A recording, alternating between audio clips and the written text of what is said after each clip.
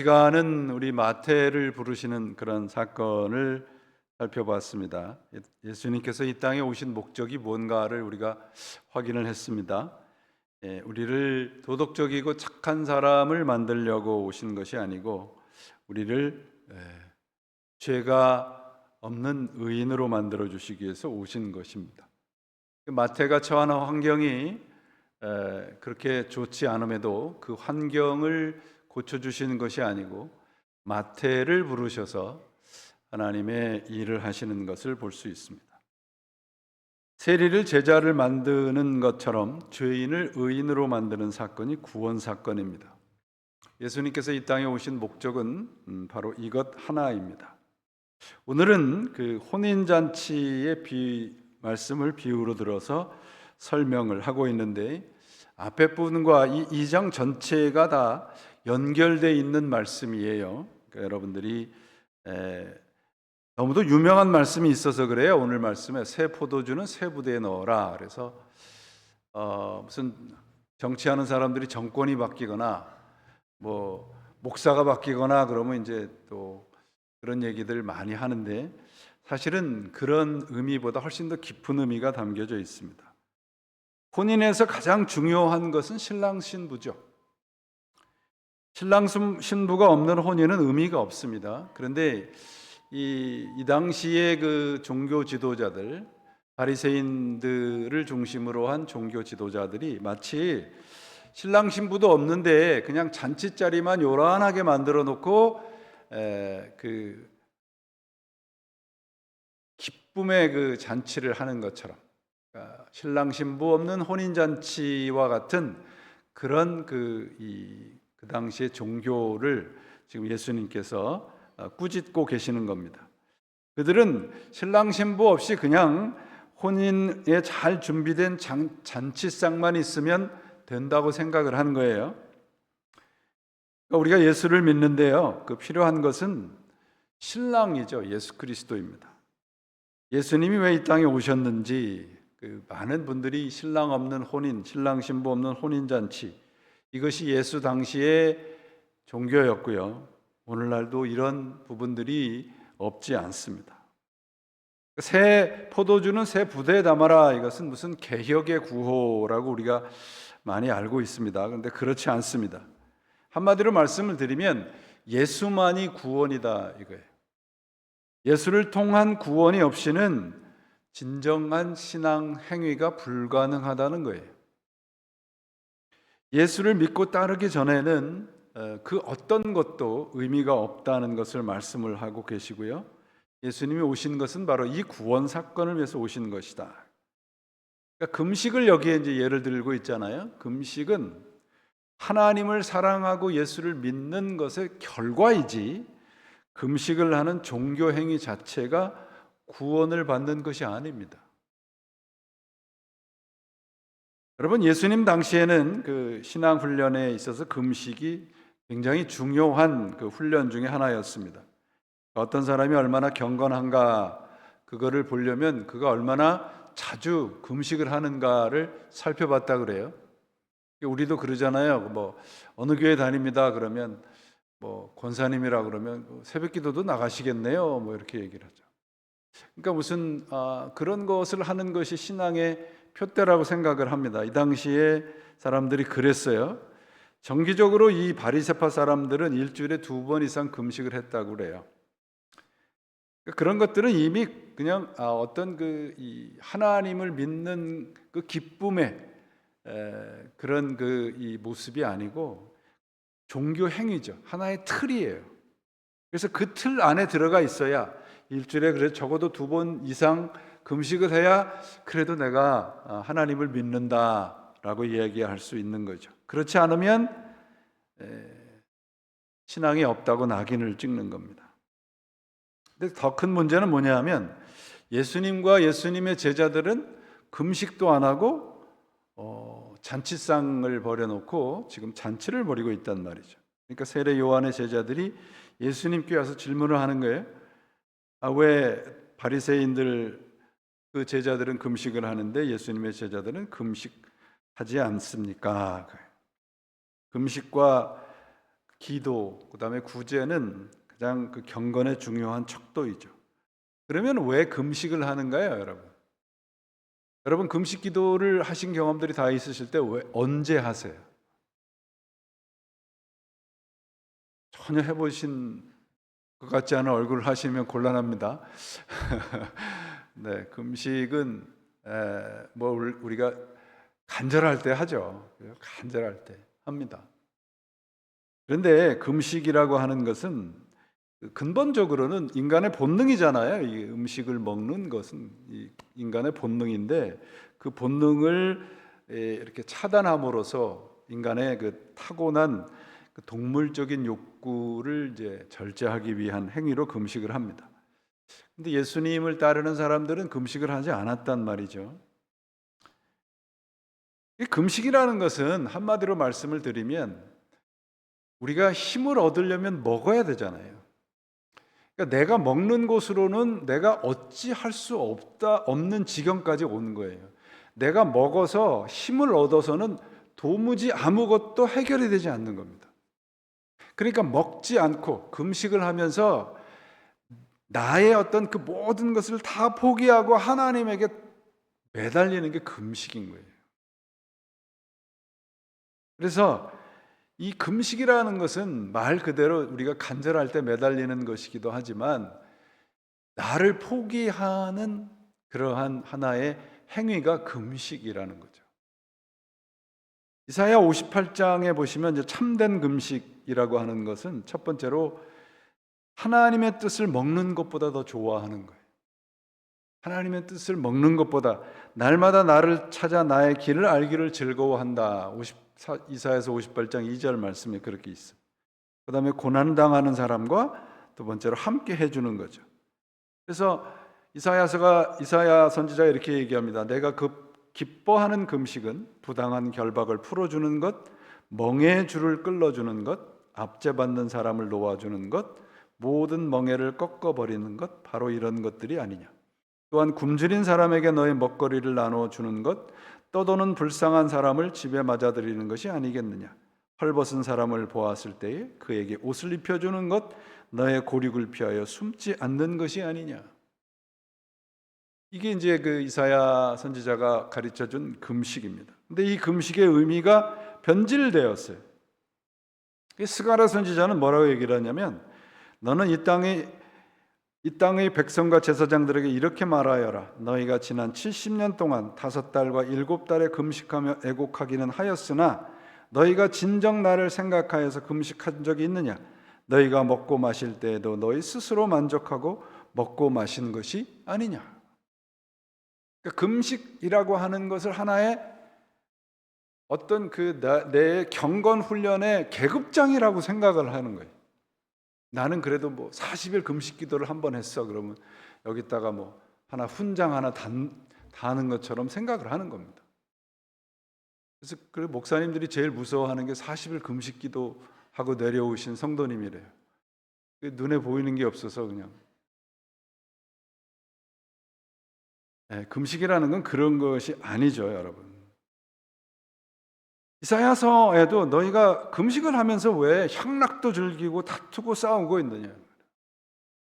여러분 잘 아는 예외가 있잖아요. 프란시스가 자기 제자들하고 금식을 하고 있는데 어떤 한 그 좀 배고픔을 못 참는 제자 하나가 저쪽에서 숨어서 이렇게 먹고 있는 거예요. 그러니까 같이 갔던 제자들이 이르는 거죠. 쟤 보세요. 밥을 먹지 않습니까? 그 말은 뭐예요? 나도 먹고 싶은데 참고 있는데 이거거든요. 그러니까 프란시스가 다 불러놓고 우리 함께 먹읍시다 그런 거예요. 함께 먹자.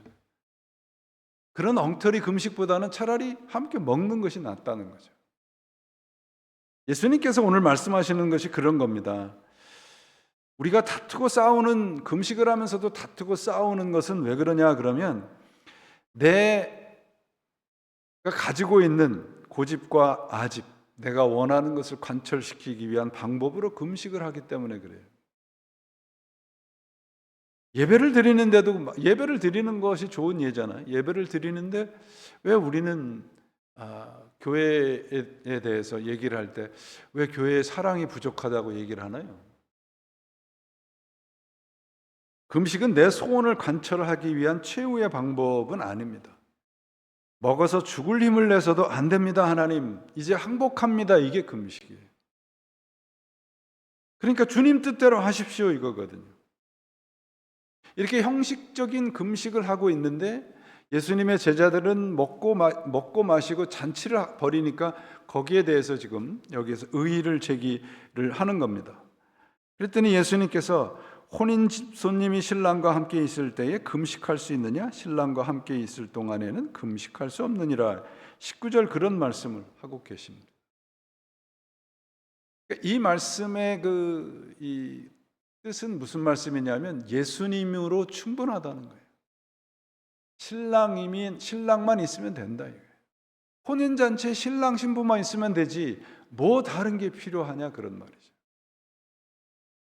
그래서 이제 여러분들이 이제 복음서 이렇게 쭉 읽어보시면 그 옛날 그 사자성어 중에 법고창신이라는 사자성어가 있습니다.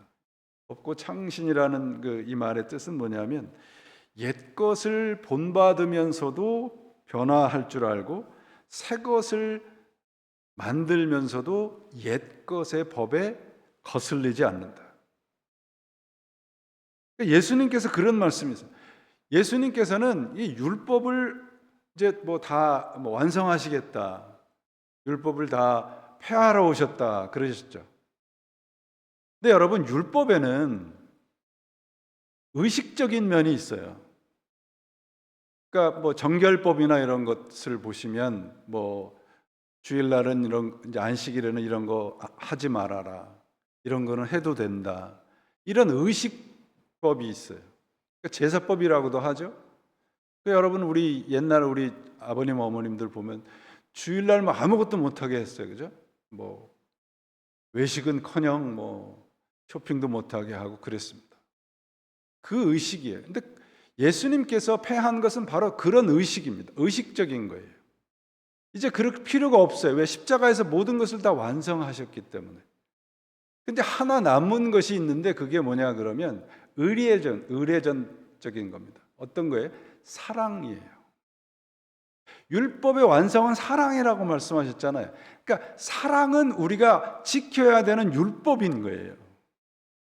근데 예수님께서 율법을 다 완성하셨다 그러니까 예배를 드리면서도 나가서 싸우고 예배를 드리면서도 다른 사람과 화해하지 못하는 거예요. 예수님께서 완성하신 것은 그런 의례적인 거예요. 우리는 여기다가 제물을 갖다 놓고 예배를 드리지 않습니다. 왜? 예수님께서 제물로 완성을 하셨기 때문에요. 그러니까 남아있는 율법은 뭐냐? 사랑이에요, 사랑. 예수님은 대대로 내려왔던 그 옛날, 우리말로는 구약이라고 그러는데 요새는 구약이라는 말보다는 제1성서라는 말을 많이 사용합니다. 구약 그러니까 이제 자꾸 옛날 그런 것들을 생각을 해서 안 지켜도 되는 거 그렇게 생각을 해서 제1성서 그리고 이제 신약을 제2성서 그렇게 얘기를 하기 시작을 했습니다. 어쨌거나 예수님께서는 옛날 율법을 가지시고 새롭게 해석을 하셨어요. 살인하지 말라. 누구든지 살인하는 자는 심판을 받을 것이다. 그러면서 뭐라고 말씀하셨냐면요. 너희는 형제나 자매에게 성내는 사람, 그 사람도 살인자와 같이 심판을 받을 것이다. 간음에 대해서도 말씀하시잖아요. 간음하지 말아라 말한 것은 너희는 들었다. 그러나 나는 너희에게 말한다. 여자를 보고 음욕을 품는 자마다 이미 마음으로 간음을 한 자다. 이렇게 한 것을 내가 들었는데 이제는 내가 너희에게 말한다. 그 예수님께서 쭉 말씀하시잖아요. 이혼에 대한 거, 맹세에 대한 거, 보복과 원수에 대한 거. 여러분 우리 보복법이라고 하는 것이 있죠. 오른뺨을 대면 어떻게 해요? 왼뺨을 2대 때려라. 그렇게 얘기를 하는 사람도 있습니다. 눈에는 눈, 이에는 이렇게 얘기를 하죠, 여러분. 그걸 이제 보복법이라고 그렇게 하는데, 그건 보복법이 아니고 보상법이에요. 어떻게 다르냐 그러면 여러분, 누군가 나에게, 그러니까 이제 쉽게 말하면 이 귀만큼 나에게 손해를 끼쳤으면 귀만큼만 보상을 받으라고. 우리 그런 경우들 많이 보잖아요. 뭐 차를 타고 가는데 누가 뭐 이렇게 쓱 와가지고 이렇게 쓱 스쳤는데 뭐 어떻게 해서 그러지 말라 그런 얘기예요. 근데 그거를 우리가 보상법이 아니라 보복법으로 생각을 하니까 내 한 대 맞으면 나는 두 대를 때려도 된다라고 생각을 하는 거죠. 율법이라는 것은 예수님께서 율법을 예수님의 말씀의 그 위대함은 여기에 있어요. 예수님께서 우리들에게 가르쳐 주신 모든 복음서를 읽어보시면 종교적인 언어가 거의 없습니다. 다 우리가 일상에서 사용하는 거예요. 비유의 말씀을 보세요. 다 우리가 그 당시에 일상에서 사용하는 모든 것들입니다. 종교적인 언어나 무슨 교류적인 언어 그런 것들 없어요. 밭을 갈러간 농부의 얘기, 씨 뿌리는 얘기, 밀과 함께 자라는 가라지의 얘기, 고기를 잡는 어부의 얘기, 다 그 당시에 일상에서 사용하는 언어를 말씀하고 있습니다. 그 얘기는 뭐냐면 우리가 신앙이라고 하는 게 삶으로 재해석이 안 되면 그건 의미가 없어요. 우리는 너무 종교적인 언어들이 일상의 언어를 지금 이렇게 종교적인 언어를 사용하면 뭔가 이렇게 또 있어 보인다고 생각을 하는 분들이 계시는 것 같아요. 죄, 뭐 용서, 뭐 성경 얘기만 막 하시는 분이 있어요. 뭐 그게 나쁘다는 얘기가 아니라 교리적이고 종교적인 언어를 버리라는 말씀이 아니고요. 그걸 우리의 일상에서 일상의 언어로 재해석할 줄 알아야죠. 거룩한 언어를 쓰는 사람들이 삶에서 보면 그렇지 않은 분들이 참 많다는 게 참 문제인 것 같아요. 삶으로 번역되지 않는 신앙적인 언어는요, 다른 사람들을 심판하고 정죄를 해요. 자칭 신앙이 좋다는 사람들의 특징, 신앙이 좋다는 사람들과 이단의 특징이 뭐냐 그러면 듣지를 않아요. 자기 말만 해요. 그러니까 항상 남을 정죄하고 손가락질하는 겁니다. 현대는 종교가 걱정거리가 됐어요, 세상에. 종교가 왜 그렇게 됐는가? 세속적인 힘을 가졌기 때문에 그렇습니다.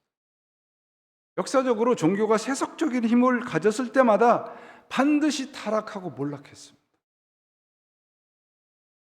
두려워요, 솔직한 얘기로. 성직자의 한 사람으로. 기독교뿐이 아니라 불교나 이슬람이나 뭐 이단들을 포함해서 다 세상에서 자신들이 옳다고 그러고 자신들이 힘이 가장 세다고 얘기를 하고요. 그러니까 세상이 종교를 걱정을 하는 시대가 됐단 말이죠. 그래서 디트리트 보네포라고 하는 독일의 목사님이 계시죠. 이분이 나치에 의해서 이제 죽음을 당한 분인데 이분이 위대한 명제라고 해요. 우리가 그 신학계에서는 어떤 얘기를 했냐면 without God, for God. 신 없이 신 앞에.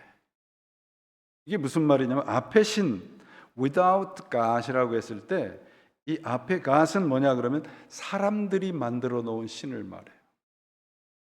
그러니까 사람들이 만들어 놓은 교리적인 어떤 종교적인 그런 어떤 이 관념 속에 있는 신은 그냥 제하여 버리고 for God, 진정한 하나님을 섬기는 게 신앙이라는 거죠.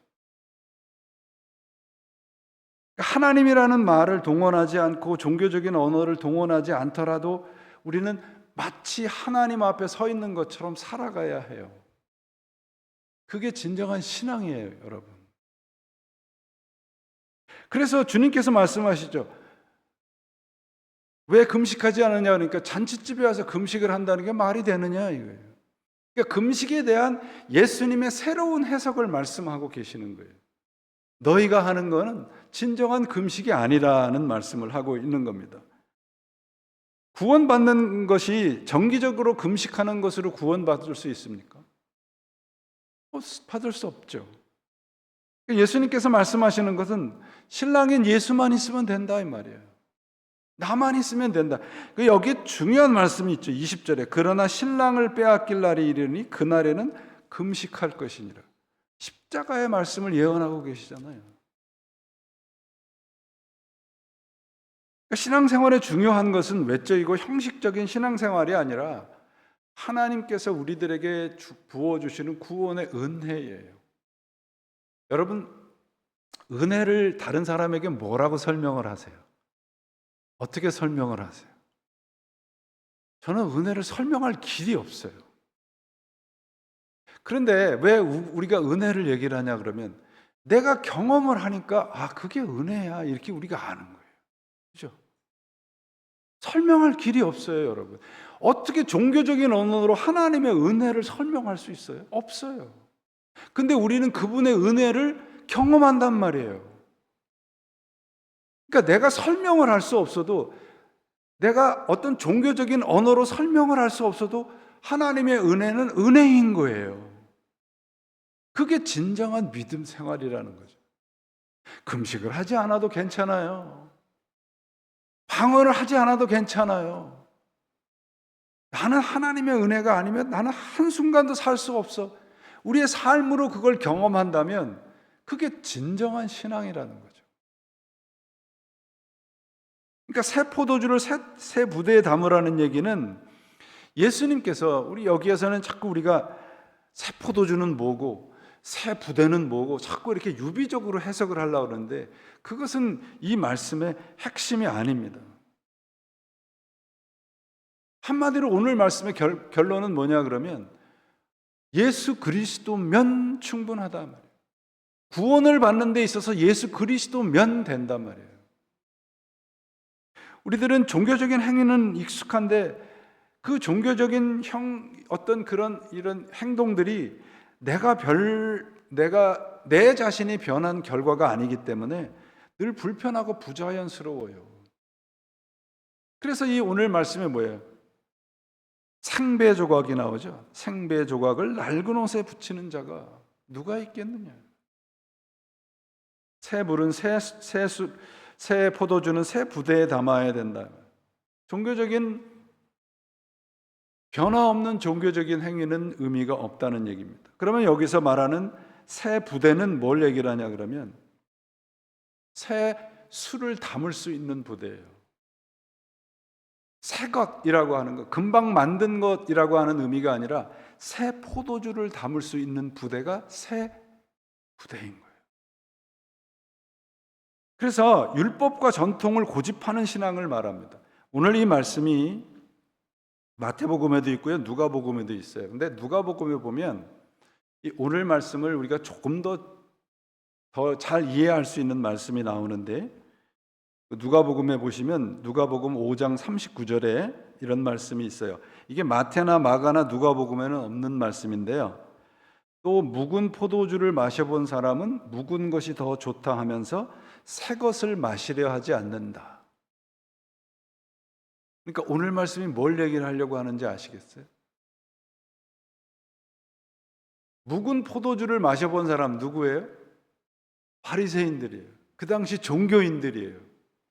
그 사람들은 예수 그리스도가 왔음에도 불구하고 그 묵은 포도주가 좋다. 그러니까 율법과 이 형식적인 신앙을 벗어버리지 못한다, 그런 말이에요. 그래서 예수님께서 말씀하시는 거예요. 새 포도주는 새 부대에다 담아야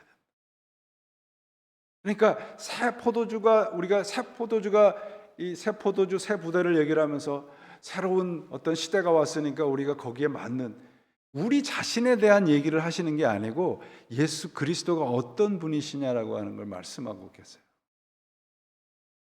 율법 전통이 아니라 예수 그리스도만이 구원이 가능하신 분이라는 거예요. 전통으로서 금식이 아니고 새 부대라고 하는 것, 곧 예수를 품고 사는 구원의 삶이 더 중요하다는 것을 말씀을 하고 있습니다.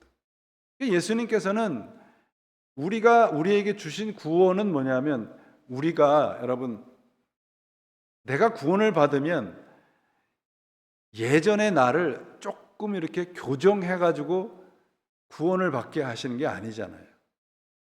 그래요? 우리가 죄인이었는데 뭐가 돼요? 의인이 되는 거예요. 전혀 다른 존재가 되는 거라고요. 그러니까 예수 그리스도가 여기서 새 포도주와 새 부대를 얘기를 하는 것은 전혀 다른 존재로서의 구원을 얘기를 하고 계시는 거예요. 그것이 예수님으로만 가능하다는 말씀을 하고 있는 겁니다. 그래서 예수님께서 말씀하시는 거예요. 너희는 금식을 하지만 나는 잔치의 신랑과 함께 기뻐하고, 너희는 먹지 않는 것을 자랑하지만 나는 먹는 것을 자랑한다. 전혀 다른 말씀을 하고 있습니다.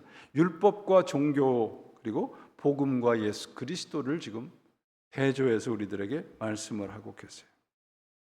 마지막으로 그래서 우리가 알아야 될 것은 예레미야서 31장에 보면 구약 성경에서 유일하게 나오는 단어가 하나 나와요. 그게 뭐냐면 새 언약입니다. 새 언약. 그러면 새 언약이 있으면 뭐가 있겠어요? 옛 언약이 있겠죠. 옛 언약과 새 언약은 어떻게 다를까요?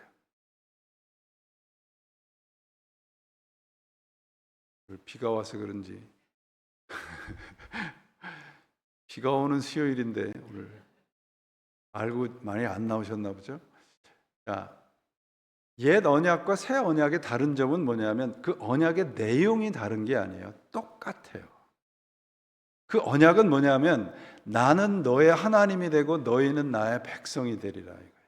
그게 언약이에요. 한마디로 이제 정리를 해드리면, 그런데 왜 예레미야 선지자가 그리고 예수님께서도 내가 너에게 새 언약을 준다고 말씀하시면서 하나님을 사랑하고 내 이웃을 사랑하라고 말씀하시잖아요. 그러면 언약은 동일한 언약인데 내용은 새 언약과 옛 언약의 다른 점은 뭐냐 그러면 옛 언약은 할례를 얘기를 합니다. 그러니까 옛 언약이 있는 장소는 우리의 육신인 거예요. 그런데 예레미야서 31장에 새 언약을 말하면서 새 언약을 내 영혼에 새기겠다고 말씀하세요. 그러면 옛 언약과 새 언약의 다른 점은 뭐예요? 그 언약이 어디에 새겨져 있느냐. 그저 머리에 우리의 육신에 새겨져 있는 것이 아니라 영혼에 새겨져 있는 게 새 언약인 거예요. 그럼 우리는 동일하게 하나님과 언약을 맺은 사람들이지 않습니까? 그럼 새 언약이라고 하는 것은 우리의 영혼이 달라지는 거예요. 마음이 달라지는 거고요. 우리의 삶이 달라지는 거예요. 그것을 오늘 예수님께서 오늘 이 말씀이 생배 조각과 낡은 옷, 새 포도주와 새 부대, 이것은 비유의 말씀이거든요. 이 비유의 말씀의 핵심은 뭐예요? 그러면 하나님의 말씀이 내 영혼에 있느냐 이걸 묻고 있고요. 너는 예수 그리스도로 충분하느냐 그걸 묻고 있는 겁니다. 그래서 이 구원이라고 하는 게 여기 쭉 보시면 이제 마가복음 2장에 보시면 중풍병자를 고치고 마태를 부르시고 다 어디에다 이 모든 게 다 연결이 되어 있어요.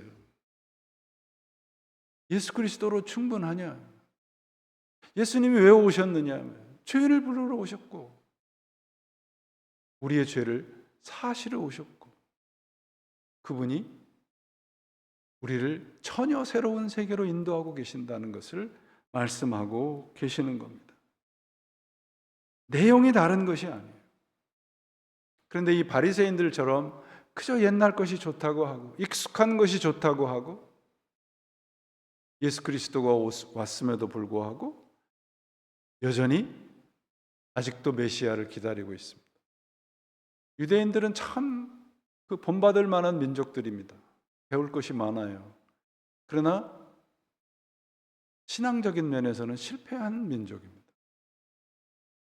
여러분들 그 이스라엘 항공기 한번 타보셨나요? 이스라엘 항공기가 그 LR이라는 항공인데 Toward Heaven이라는 뜻이래요. 근데 저는 꽤 오래전에 그 항공기를 타고 이스라엘을 가봤는데 이렇게 그 볼륨 있잖아요. 볼륨 올리고 내리는 거 플러스 마이너스로 돼 있는데 플러스가 안 돼 있어요. 이렇게 십자가. 우리 한글로 오자처럼 이렇게 돼 있어요. 그렇게 예수님에 대해서 이렇게 십자가에 대해서 이렇게 아주 신경질적인 반응을 보이고 있습니다. 왜 그래요? 오늘 말씀에 예수님께서 분명히 말씀하시잖아요. 묵은 포도주를 먹어본 자는 새 것이 와도 그 묵은 포도주를 버리지 못한다. 익숙한 걸 버리지 못하기 때문에 그래요. 그러므로 여러분, 우리가 신앙을 가지면서 익숙한 신앙을 오래 갖고 있는다고 해서 성숙해지는 것이 아니거든요. 대부분 익숙한 것을 성숙한 거라고 착각을 해요. 그렇지 않습니다. 예수 그리스도를 우리가 온전히 받아들이고 내 영혼의 십자가의 언약을 새기면 그때부터는 주님께서 우리의 삶을 책임지십니다. 그것이 새 포도주와 새 부대의 삶입니다. 주님께서 우리의 새 포도주시고 주님께서 우리의 새 부대세요. 우리는 그저 받아들이기만 하면 됩니다. 믿기만 하면 됩니다. 그래서 오늘 이 말씀이 그냥 한마디로 말씀을 드리면 예수님이면 more than enough, 충분하고도 남습니다. 그분 꼭 붙잡으시고 주님과 함께 살아가셔서 내 삶에 언제든지 새 포도주와 새로운 그 새로움이 반복이 되는 부활의 놀라우신 역사가 여러분들에게 항상 가득하시기를 주님의 이름으로 축원을 드립니다. 기도하시겠습니다. 하나님 아버지, 감사합니다. 오늘도 하나님께서 허락하신 말씀 부족하지만 전하였습니다. 예수님이 우리의 주님이실 때 우리의 삶은 의미가 있으며 어떤 상황이 닥칠지라도 주님만으로 충분한 믿음으로 그 모든 것 이겨갈 수 있음을 믿습니다. 오늘 말씀 꼭 붙잡고 새 포도주 되시고 새 부대 되시는 주님만 꼭 붙잡고 살아가는 저희가 되게 역사해 주옵소서. 우리 주 예수 그리스도의 이름으로 간절히 기도합니다. 아멘.